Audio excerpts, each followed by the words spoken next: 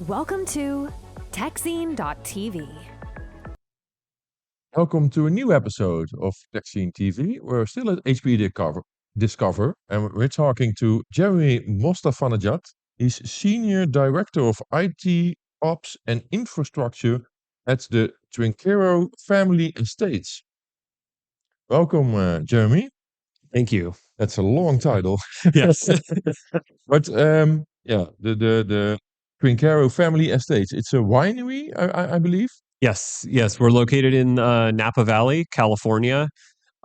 We've been around since 1947, so over 75 years in business, and have grown quite a bit over the years since our beginning, and now fourth largest family winery in the United States, and we do somewhere north of 200 million bottles of wine a year. That's a lot of wine bottles. It's a lot of wine.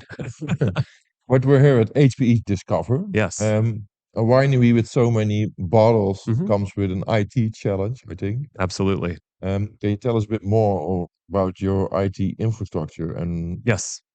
Yeah. So we have a broad ranging IT infrastructure. First, we have over 1,000 employees and multiple facilities across California, as well as vineyards, almost 10,000 acres of planted wine grape vineyards. So, with that brings unique challenges. We have our major bottling, distribution, warehouse, production facility is in Central California. And we have a fully automated warehouse. So that requires very fast connectivity to our database, ERP systems, which deliver and the orders to the system, so it can pick the right orders and get them to the trucks just in time as the trucks are coming to take our wine to customers. okay. And is that something you built up recently, or is it IT infrastructure in It's place for many years? Yeah, it's we partnered with a company about 10 years ago to build that. Yeah. Okay. And we're overhauling it right now with more modern software that will hopefully give us more than another 10 years of service with it. So at one point you have the IT that to grow the grapes, I guess, and Yes. to monitor that with sensors probably. And at the other side, you have the whole warehousing and shipment and maybe even the bottling is IT related. Or Yes, we've got technology everywhere. So from the bottling floor, we're talking about quality control systems and monitoring systems there. Everything ties back to our ERP system so that we've got all of the data in one place. And then in the vineyards, you mentioned sensors. Absolutely, we have weather stations. We have sensors that we are starting to place out for soil sensors, moisture, canopy health on the grapes themselves. A few years ago, we partnered with a autonomous tractor company, so we're working on some autonomous equipment in the vineyards, as well as imaging via drones and various other aircraft that give us different types of pictures of the vineyards, including thermal imaging and things like that. you have a lot of data. If I sum that up in We my have a lot head. of data. We Yeah. have a lot of And, data. and where do you bring that data back? Do you have a data center you run on-prem or? Yes. So we have two on-premise data centers, geographically isolated, that are highly available, so we can fail over. And we have everything is in a SQL data warehouse, so everything comes back to our SQL data warehouse, and that's where we can expose it all to our, whether it's SaaS applications, endpoints that need the data, Power BI for the analytics side. We haven't even talked about sales and marketing data, but that's actually our biggest source of data is Okay. on the sales and marketing side. But we're here at the HPE conference, and where does HPE come into all this? Are you using a lot of their products, or? Absolutely. So HP products are really the foundation of all of this technology. So we've been with HPE for a long time, over 20 years. When our previous servers were reaching end of life, those were all like Gen 7, Gen 8 servers were reaching end of life. We were really looking at, is this the time to lift and shift to the cloud where, we've got an Azure presence and a little bit what there. year was that? This was in 2020, Okay. 2020. Yeah. 5 years ago. Yeah. Okay. And so we were looking at, do we lift and shift to the cloud, or do we look at other alternatives? Well, our partner, our HPE partner at that time, brought us a new solution from HPE, which was GreenLake.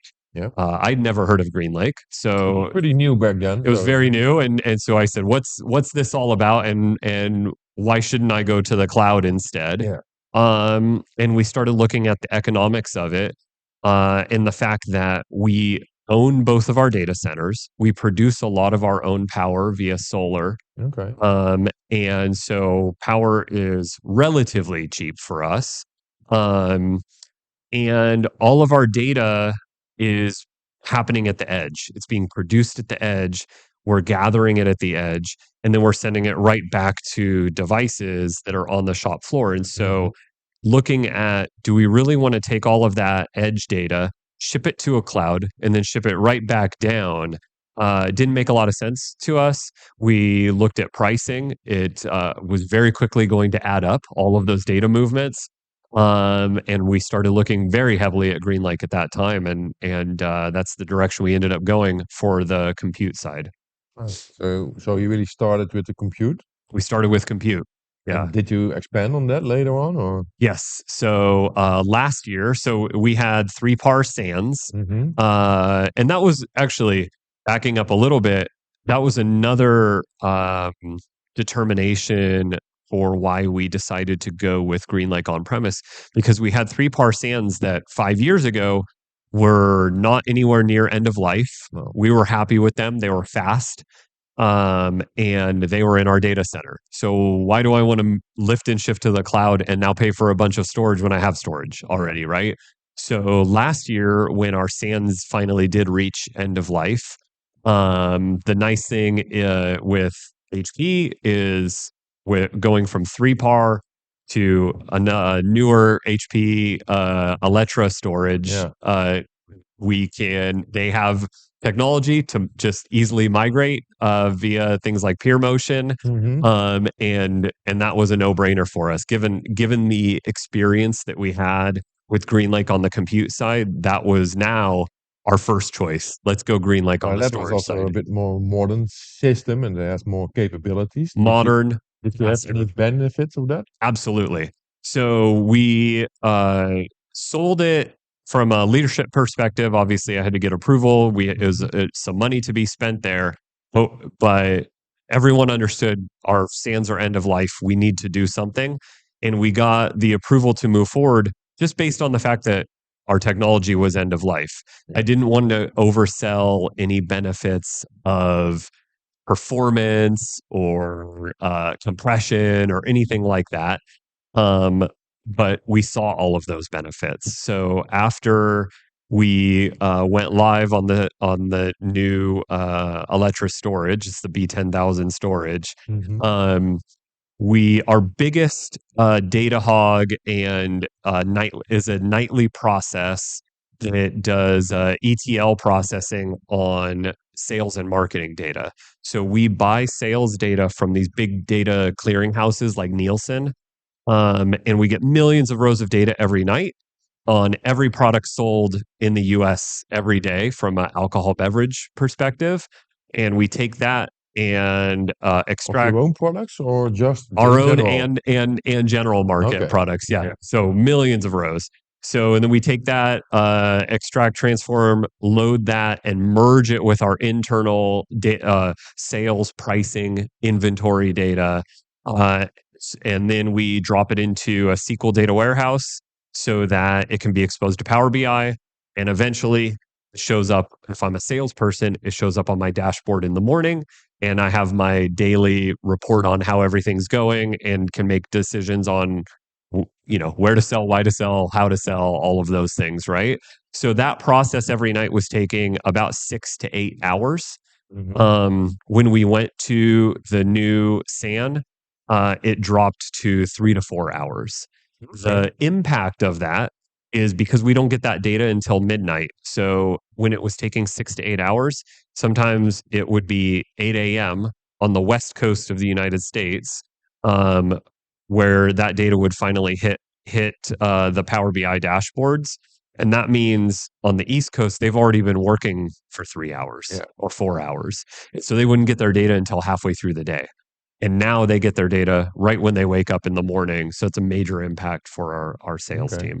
And they announced this week that they're opening up Alletra with what is called an MCP service, so it can better talk to AI models, or AI models can better talk to the storage. Do you see AI benefits Yes. for accessing your data? Yeah, definitely there are going to be some major AI benefits with a data set that size. And the fact that at the end of the day, we're a consumer packaged goods company, and there are so many forces at play that impact our sales, macroeconomic forces, global forces, things locally happening in different cities, all of that. There's so much data there that is hard for us to have enough people to analyze and correlate. Okay, how does a macroeconomic decision impact wine sales in New York or something like Hmm. that? And I think that is a perfect use case for AI, being able to make those types of analyses to give us more pinpointed direction on how we can better sell our products. Okay.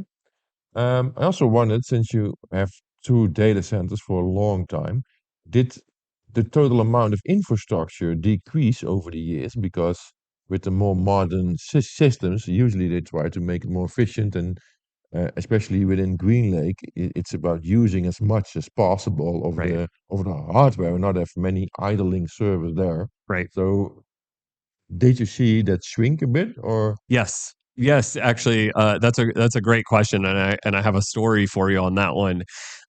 We absolutely have seen. We're trying to utilize fully, as you Mhm. mentioned, Yeah. what we have, and on top of that, it is faster. It's more efficient than what we've had in the past, and more energy efficient. And so, with the energy efficiency, it's not something that we measure per server or per piece of equipment, but we saw the impact of that because we do a annual test of our generators. We have backup Yeah. generators, big diesel generators that back up our data center. And because of the size of the generator, they require a minimum load on the Mhm. generator to keep running. If the load drops too low, it thinks, oh, there's nothing to power, right? Yeah. And so what happened last year is when we ran this test of the generator, we shut down power to the site. The generator came on, powered the data center for a few minutes, and then the generator turned off and our data center came down. And we went, what happened? And we found out the data center is no longer producing enough or using enough power to hit that threshold limit on the generator. So we had to, our electrical engineering team had to actually start hooking up other parts of the facility to the generator just to give it that minimum load that it required. You couldn't change the generator. No, no, it's a big expensive generator, so it was cheaper just to hook up other buildings to it. So to give it that minimum load. Okay. Yeah. And do you have upcoming challenges you want to address technology-wise? Yeah, so a few and our technology challenges are driven by our business Yeah. challenges. So uh in California, labor is expensive, water is restricted and expensive. Okay. So, we talked about technology in the vineyards. So I'm trying to further expand the reach of sensors and other technology in the vineyards so we can move more toward like precision irrigation, automated precision irrigation. All of that requires data coming back. so that the systems So you can can make use decisions. less water, but Right. still have great grapes because that's what it's about, right? Perhaps even better grapes, Oh yeah. right? Because right now, I mean, and it's rare that a vineyard is totally flat, right? Mm-hmm. A lot of, if you drive through California, a lot of rolling hills, Mm-hmm. and right now, if we just turn on the valves, everything gets watered the same. But in the valleys, it needs less water. On the peaks, it needs more water. And if you're watering everything the same, you're probably wasting a little bit of water. And also, maybe some of the grapes, if they're being overwatered, the grapes aren't going to be as good. If they're being underwatered, they're not going to be as good. So, precision irrigation can not only help with using less water, we will be using the water more efficiently, and the outcome with the fruit at the end of the day should be better. So you also have a data team, or Yes, yeah. So we've got a database development team, as well as our front end data analytics team. yeah. Yeah, yeah. So there is where the growth is probably for the upcoming period then. Yeah, absolutely. I think that and the opportunities with AI also in the vineyard, as we again there's huge data sets that we can start to correlate with what we are seeing on the ground, like national weather data sets that we Mm-hmm. only anecdotally look at today. We look at, oh, what's the forecast coming up, and that can help us decide how to irrigate. We think we can get a lot more specific there, and pull some of that data in to help us understand better how to grow our products. Okay, thank you, Jeremy. Yeah. Thank you for watching TechSign TV. We'll be back with more from HPE Discover, so keep watching. Thank you for watching TechScene TV, the channel about enterprise technology that brings you IT insights and analyses from events all around the globe. We cover everything, everywhere. Visit techscene.eu for more written in-depth articles and analysis, or keep watching techscene.tv. Don't forget to subscribe to our channels and share your favorite videos with your colleagues. We'll see you soon.